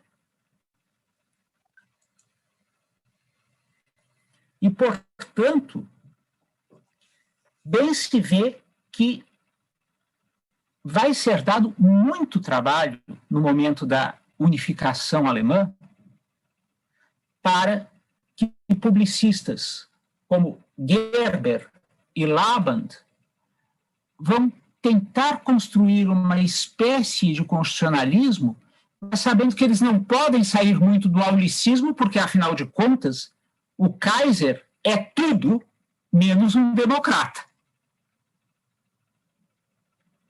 Então, eles têm que agradar o Kaiser, de qualquer modo. Eles vão até o limite em que não vão desagradar o Kaiser. Né? Então, temos que ter isso presente também. Né? A própria ideia da ambiguidade no texto da Constituição, muito interessante a referência à contribuição de Thoma e Anschutz no sentido da presença da aparente ambiguidade, não só a ser aprovada, como a ser uma garantia da respectiva execuibilidade. Por quê? Porque esta ambiguidade é a expressão do pluralismo político que eles estavam a visualizar como o caminho para o progresso da Alemanha. O problema é que o alemão ainda trazia, como uma espécie de atavismo, aquela noção, aquela mentalidade ainda feudal do campônio subserviente ao servo, que era justamente a ideia do espírito do povo presente no Savigny. Então, quer dizer, não dá para nós dizermos que o nazismo foi um ponto fora da curva. Em primeiro, ele foi algo que, na Alemanha, tinha todas as condições para frutificar. Segundo, o positivismo era uma pedra no caminho. E por que era uma pedra no caminho? Porque justamente ele quebrava, ele trazia elementos para quebrar aquela noção de uma hierarquia baseada estritamente na tradição e assegurava ainda o reconhecimento igual, sob o ponto de vista jurídico, de seres humanos pertencentes a raças, sexos, credos religiosos e políticos diferentes. Isto ia exatamente contra um pensamento eminentemente conservador, que precisava apostar naquela noção típica de uma homogeneidade e de uma tradição que seria o fundamento da saúde do povo alemão. Por isso que eu penso particularmente que esta absolvição ao positivismo vem realmente em boa hora. Ela vem em boa hora, e mais do que isso. O Radbruch escreve aqueles 5 minutos de filosofia do direito, depois da Segunda Guerra Mundial, numa espécie de explosão de um sentimento de culpa. Por quê? Porque ele fora um defensor durante a República de Weimar do relativismo e ele sustentara que a finalidade máxima do direito era a segurança. Então ele achou que, ao sustentar isto, ele teria posto abaixo a possibilidade da resistência. Não, ele não pôs abaixo a possibilidade da resistência. Por isso que eu critico o Radbruch de depois da guerra.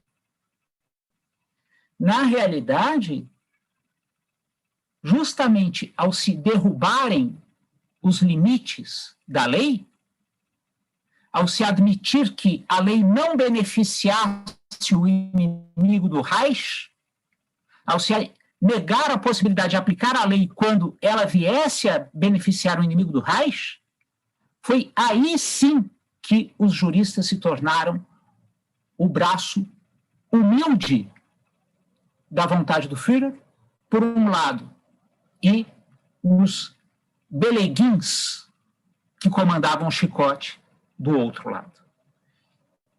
Então, Rodrigo, como eu falei, eu não estava com o intuito aqui de fazer propriamente objeções, porque não há objeções a fazer, né? Ressalvada, talvez, mas isso é um tema para outra oportunidade, aquele tema referente a direitos sociais serem direitos positivos, enquanto os direitos individuais são direitos negativos, etc. Quando existem direitos individuais que são bem positivos, eu não acredito que alguém gostaria que o Estado ficasse inerte quando se tratasse da proteção da propriedade, por exemplo. Ali é um direito bastante positivo, né? E, por outro lado, há direitos sociais que são negativos. A greve, por exemplo, o Estado respeita a greve não agindo, né? Então, só para mencionar aqui. Mas, como disse, isso é para outra oportunidade, e eu já estou pensando justamente em nós debatermos em outras oportunidades. Mas, de um modo geral, eu resolvi trazer essas questões porque eu acho que elas poderiam ser abordadas agora pela sua exposição, que foi excelente. Claro que pela ordem da sua exposição não ia dar para aprofundar isso tudo, mas agora eu acho que é o momento de tu as enfrentares. Muito obrigado. Obrigado, doutor Ricardo. Eu devolvo ao doutor Rodrigo a palavra, mas já aqui eu iria fazer esse questionamento a respeito do ativismo judicial na época do nosso nacionalsocialismo. Nós sabemos que foram muito bem ativistas, não é?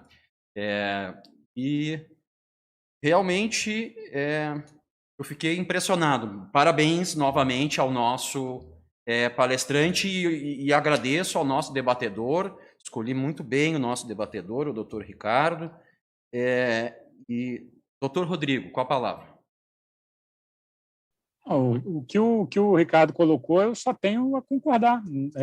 Ele realmente tem muita coisa que eu acabei não podendo falar. Como eu falei, é uma tese que já deve chegar aí a 700 páginas quando impresso em livro.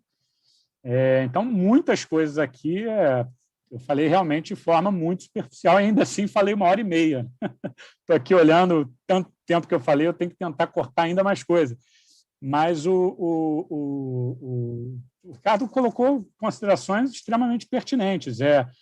Concordo com ele com a questão dos direitos sociais e individuais, se são positivos ou negativos. Acho que não foi nem esse tanto intuito que eu quis colocar, mas o que eu quis dizer é que essa ideia de direitos fundamentais ela é uma ideia iluminista. Eu acho que... E aí, Ricardo, você, quando fala, por exemplo, que essa autonomia do direito e da moral é uma conquista iluminista, eu concordo, e aqui eu vou fazer um breve parêntese, que eu não estou discordando, mas eu acho que é uma conquista maior da segunda fase do iluminismo. Assim, em que sentido que eu estou falando isso? O iluminismo, enquanto era uma ideologia, né, a ideologia revolucionária, com uma ideia de direito natural, né, do indivíduo, ali ainda não tinha uma divisão entre direito e moral. Tinha uma confusão entre direito e moral, só que era uma outra moralidade que não era a moralidade da Idade Média. Agora, a partir do momento que essa ideologia se coloca como uma forma de organização social, você não precisa mais de apelar para a moralidade para resolver questões de direito contratual. Você precisa de regras objetivas, e você precisa fazer essa divisão entre direito e moral. Então, assim, eu concordo que é uma divisão iluminista, mas talvez de uma consequência tardia do iluminismo, né? Mas concordo em essência, concordo que é um movimento que está ali. o útero foi o iluminismo, sem dúvida nenhuma. Mas, quanto ao resto, eu só tenho a concordar. Quando o Ricardo fala lá, por exemplo, da questão voluntarista, é exatamente isso. O positivismo era uma limitação à vontade, né? Tanto que o Gerber fala, a principal característica do Gerber, quando ele cria lá, né, talvez o primeiro positivista, se a gente pode falar assim, obviamente ele não se denomina como positivista, porque ele está querendo resolver problemas concretos da Alemanha em determinada época. Esse rótulo é uma meta-teoria que a gente faz depois, né? Mas o que ele vai escrever, o que ele fala lá é isso. O que o Estado pode querer? A grande preocupação é essa, né? Não é o que é o Estado, é o que o Estado pode querer. Quais são os limites do Estado? Essa é a preocupação, é colocar limite de vontade. Aí Kelsen vai fazer um outro movimento. Quando eu falo em vontade, não há uma vontade do Estado, há uma vontade de um agente que, em determinada medida, pode ser o sentido objetivo ou não de uma outra norma, entendeu? Então, assim, esse desencantamento, e o positivismo era... Eu costumo falar que, se o positivismo tinha algum papel durante o nazismo, não é um papel de ter servido como base teórica, e sim um papel de resistência teórica, né? Então, assim, o papel é exatamente o inverso. Então, basicamente isso. Ricardo, se tem alguma coisa específica que você gostaria que eu falasse, mas eu acho que, assim, do que você falou, tem muito mais a concordar do que, enfim, até desenvolver qualquer coisa. Você colocou bem, o que você colocou bem de forma apropriada. Obrigado, Rodrigo. Eu coloco a palavra à disposição do Ricardo agora, mas já nós temos já bastante tempo, não é? Eu quero agradecer a todos vocês, dizer que foi realmente um evento jurídico e cultural também, hoje, porque esse tema ele transcende ao direito, não é? Esse auditório teve o prazer esse auditório virtual, de ouvir a tua tese, é o mesmo auditório que recebeu o diretor do Museu do Holocausto de Curitiba, o Carlos, há uns 2, 3 anos atrás, que falou sobre, claro, é um tema, universalismo da Shoah, que enfim, trata do Holocausto, não é? do universalismo do Holocausto, mas é uma decorrência do nazismo, não é? Então nós aqui realmente queria fazer esse registro, dizer que a Procuradoria foi hoje brindada com essa tese, enfim, e com o nosso apresentador, e com o nosso debatedor, o doutor Ricardo também, e dizer que, como colocou o doutor Ricardo, o doutor Rodrigo já está convidado para outros eventos, porque, claro, uma tese como essa, com esse tema, dá para, enfim, criar, tirar vários outros temas, vários outros debates, porque praticamente se debate tudo que há de fundamental na teoria do direito, não é? E abre um leque para debatermos vários outros assuntos, tanto do direito constitucional, como da teoria do direito, questões filosóficas também, não é? Eu creio que lá na Universidade de Freiburg também tem uma tradição muito grande, né, na filosofia, o Husserl, depois o Heidegger, com todas as questões que envolvem, né, também a filosofia do Heidegger, e a vida dele, não é? E o que se descobriu depois, enfim.